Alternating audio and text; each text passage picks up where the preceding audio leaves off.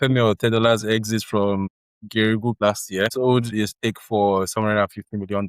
And now, just 6 months after, they have defaulted on the bond, about 6 billion that was due at the end of July. I think it's quite unfair on Femi Otedola to say that his exits resulted in Geregu's default. I would say that there's still an element of the management of the day taking responsibility for the success or failure of the entity they've taken over. If you look at the details of that transaction, it was first a debt finance transaction, and then they still went ahead and paid dividend. Disclaimer, I don't have full details as to the transaction, but I believe that they likely would have seen all of the term sheets ahead of time, except if we're saying that there was no clear revelation and there were lots of skeletons in cupboards that they were not aware of. But I believe that it's a transaction wherein there were professional financial institutions that underwrote the deals, that also did all sorts of due diligence. So if we're going to pass buck, we're going to pass buck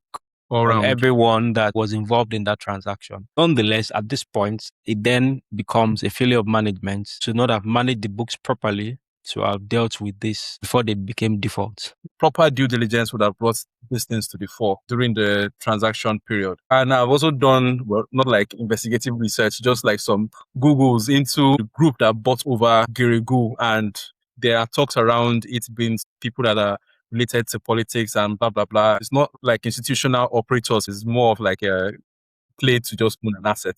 From even the financials, in the first half of this year, my research, their revenue fell to like 18.5 billion from 87 the year.